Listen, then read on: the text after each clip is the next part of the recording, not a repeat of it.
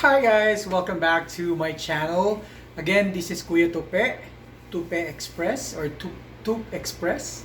And so today ang ating pag-uusapan ay the things or tips you need to know before coming into Canada as an international student.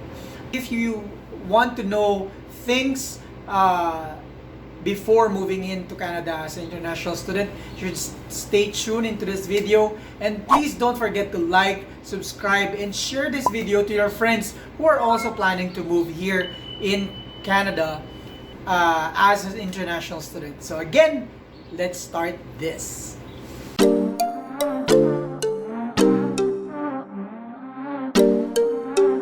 Well, I'm from London, Ontario. So usually a lot of students that I am friends with and helping with, I studying at Fanshawe College. Here in London, there are 3 campuses. We have Fanshawe main campus, which is in Oxford Street. Second is Fanshawe downtown, which is in Dundas Street. And the newest campus is Fanshawe South Campus, which is at Wellington Campus or Wellington Street. Ayan. So, again, moving into Canada, there's a lot of things you need to know. There's a lot of things we should prepare before moving in, mostly as an international student.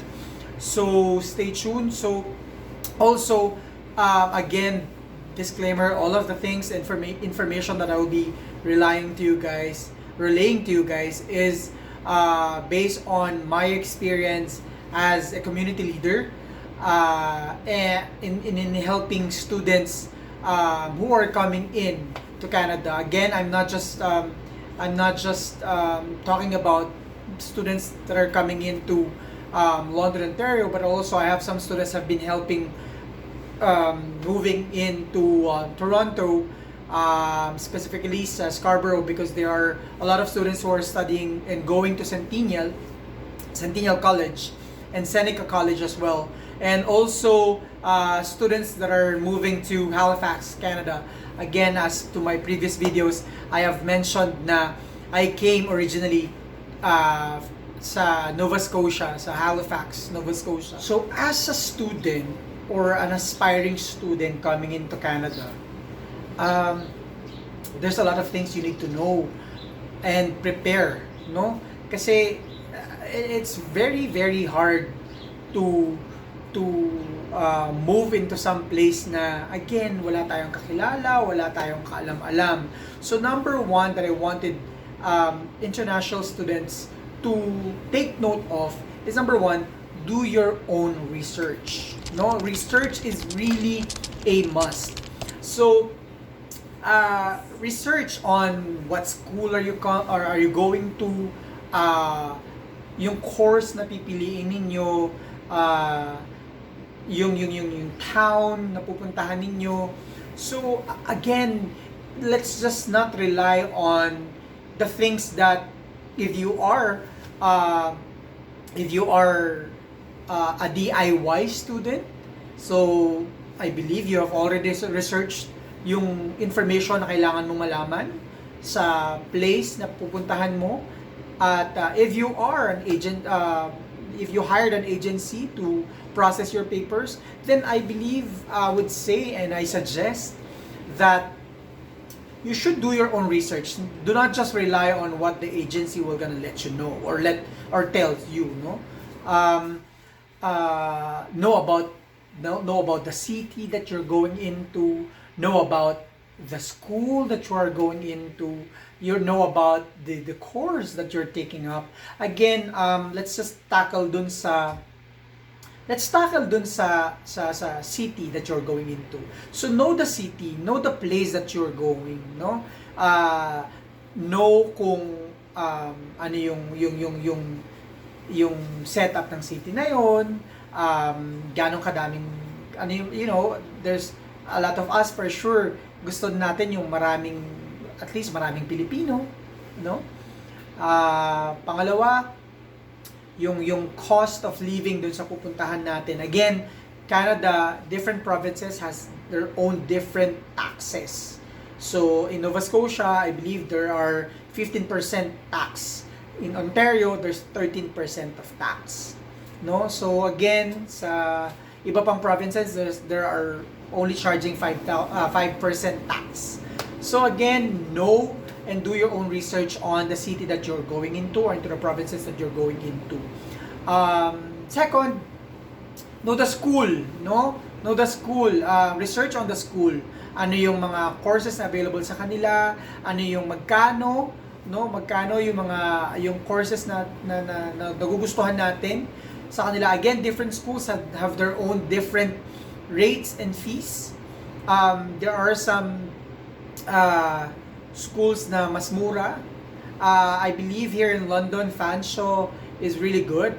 Disclaimer, I'm not just promoting Fanshawe, no, I'm not being paid by Fanshawe, but again, Fanshawe is the largest college here in London, Ontario. So with their fees, kasama na doon yung bus passes, and there's a lot more, no?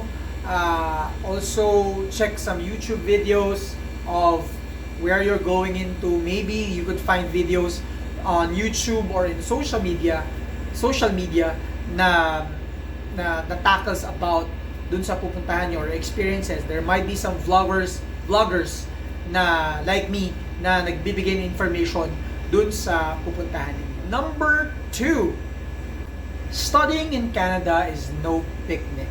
I just want to reiterate that. Hindi madali ang pag-aaral sa Canada. There's a lot of hindrance, or I would say a lot of obstacles that you will be meeting here in Canada as an international student. Hindi dapat take easy lang or bungee lang yung pag-aaral sa Canada, no? So mas mabilis. I would also want to put on stress on it na yung pagtuturo dito sa Canada, yung academic system dito sa Canada is very fast, or yung pagtuturo, ang bilis ng facing. You might be coming into school for the first week, second week may quiz ka na, third week or fourth week may exam ka na.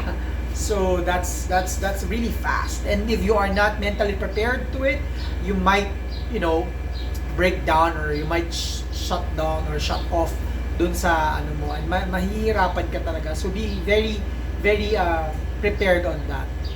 I want you to prepare,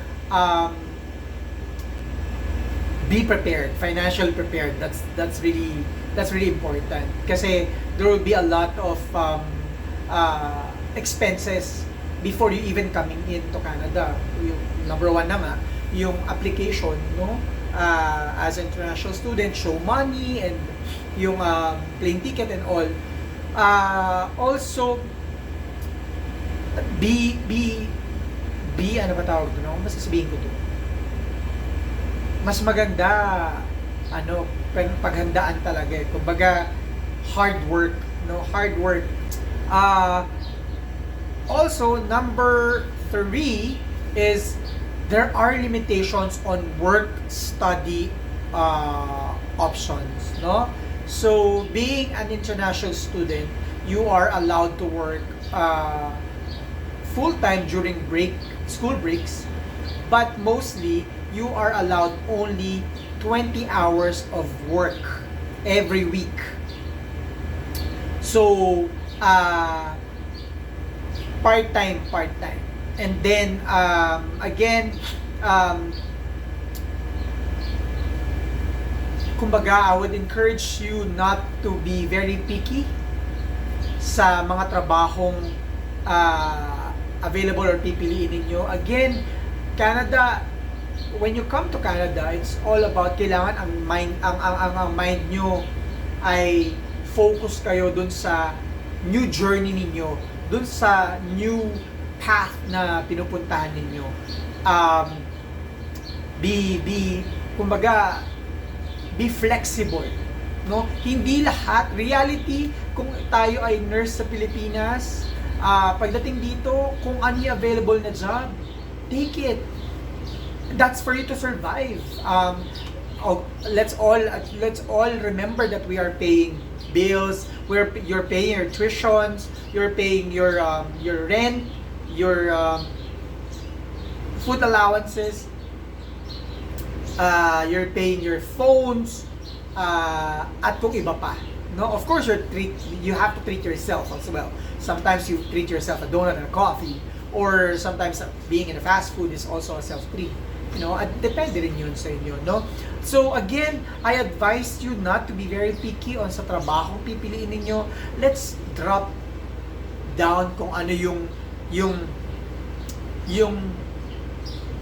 career natin in the Philippines.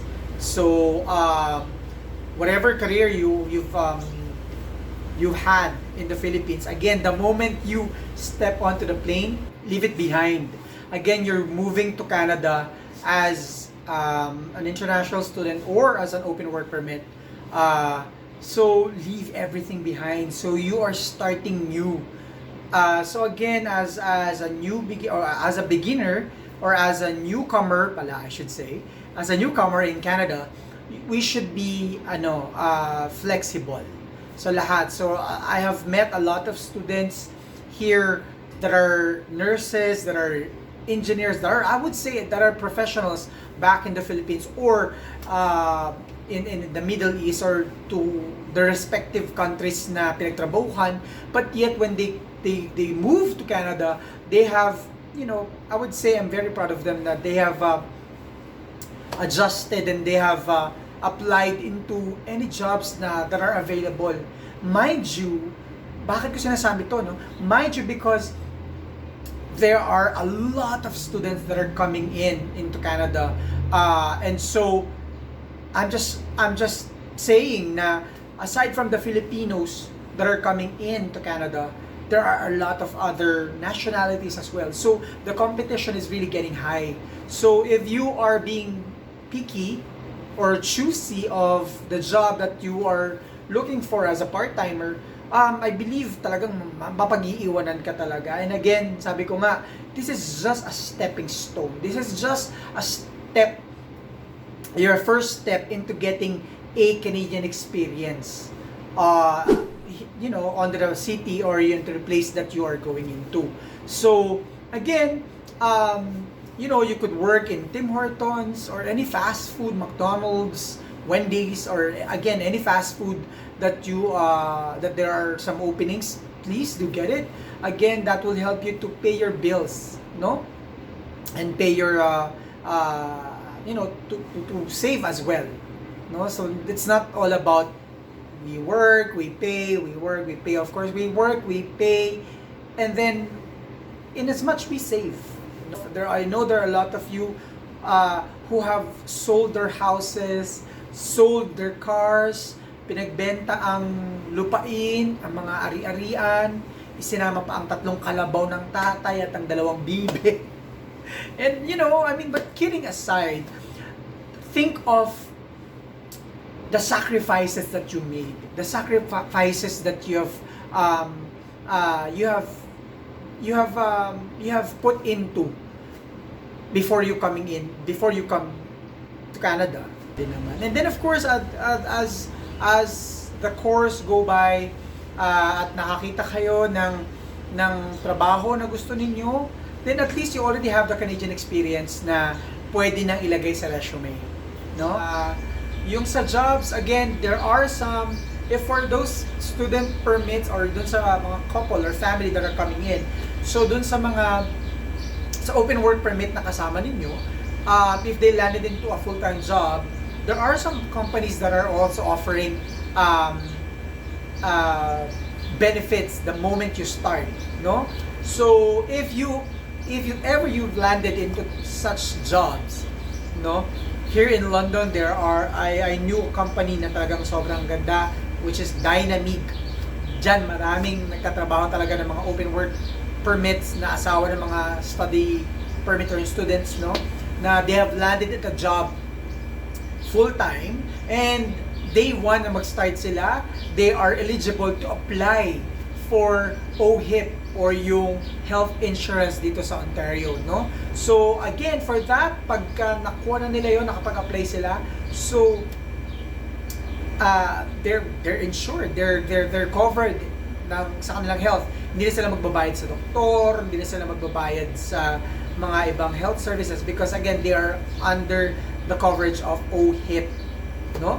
Next is, of course, do not forget taxes. So here in Canada, everything is taxable. No, I wouldn't say everything is taxable, but most of the things are taxable. Even though bibili ka lang ng tubig, bibili ka ng pop, bibili ka lang ng merienda, you know, everything is taxable. So be mindful of the tax that you are paying. Or again, taxes naman talaga. But you know, the good thing here in Canada is that nakikita mo kung ano yung kung saan napupunta yung taxes mo. Nakikita mo at nararamdaman mo kung saan napupunta yung tax mo. Okay? So, again, if you become a PR, you know, you could be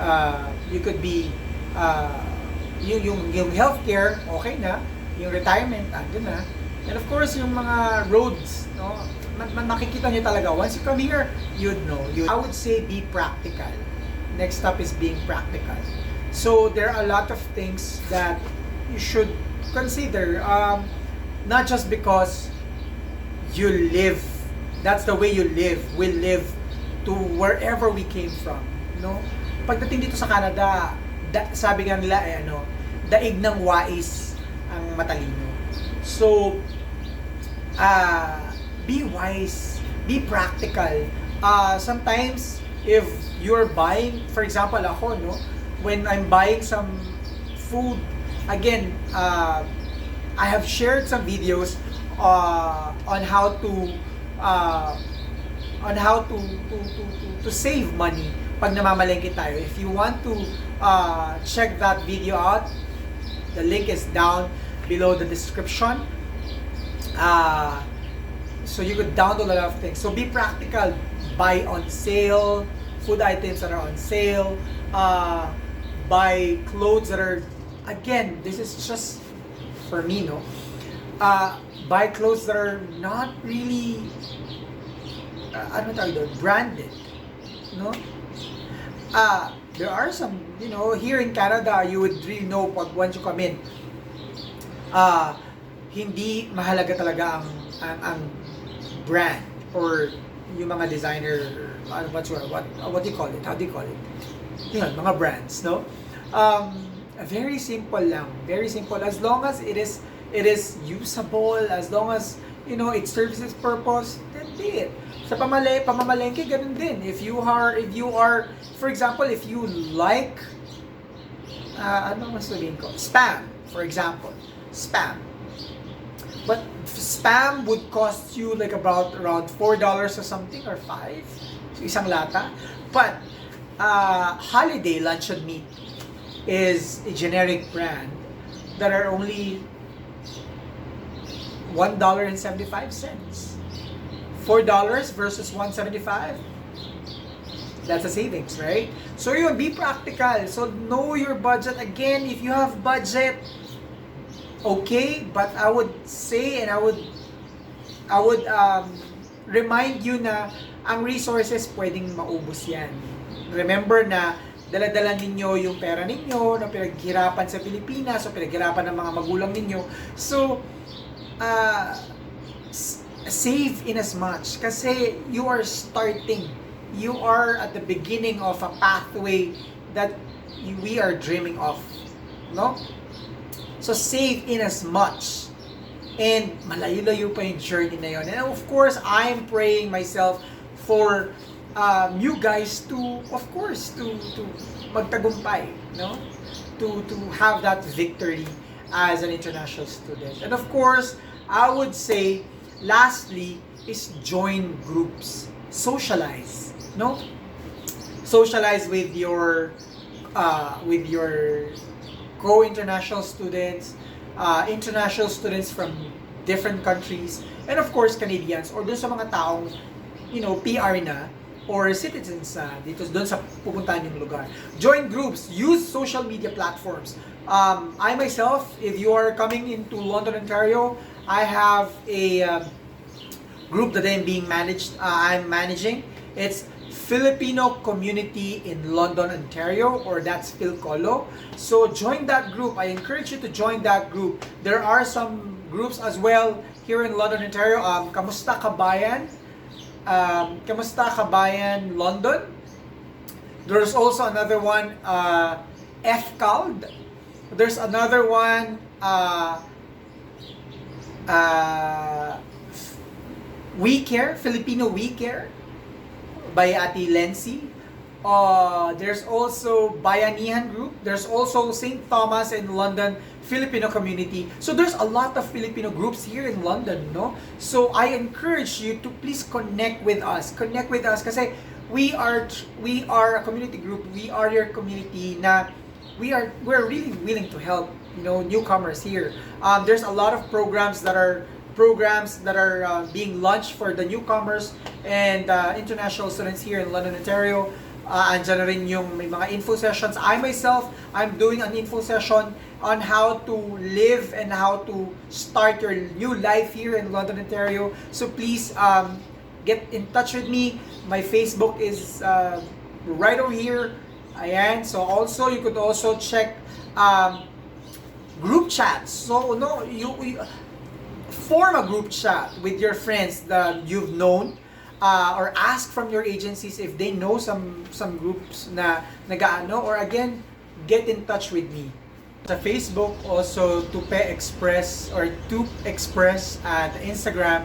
So again, you could follow this video. Again, if you're not yet a subscriber, please do hit like this video, subscribe this video, and share this to your friends who are also coming here into Canada, mapastudyante man yan, or as a PR or AIBP, whatever program they are into or program they have applied to.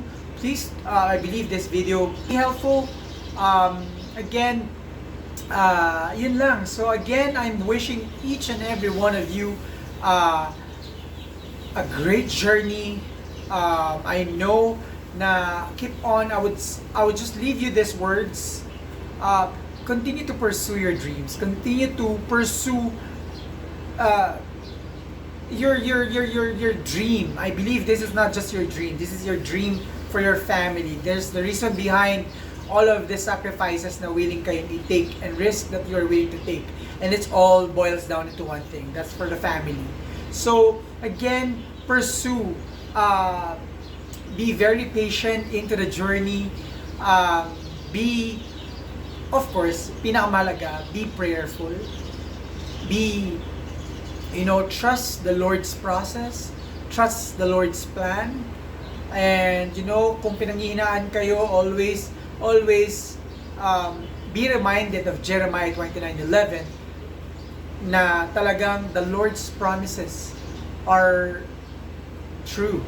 And that the Lord is with you all throughout your journey and will be with you the moment na ibinigay natin sa kanya lahat. So again, continue to dream, continue to believe, and of course, continue to survive. Again, life here in Canada is all about survival. So matutong magtiis, matutong mag-impok, at matuto maging madiskarte sa buhay. Ako, ito ulit, ang inyong Kuya Tupe. Don't forget to like this video, subscribe, and hit the bell button for more videos. At sa susunod na video na i-upload ko, sasabihin ko naman yung the difference between yung topic na sa housing, the difference between getting a house, renting an apartment, or of course renting a room space as an international student. So again, maraming salamat. Stay safe, guys, and have a wonderful day. God bless you soon here in Canada.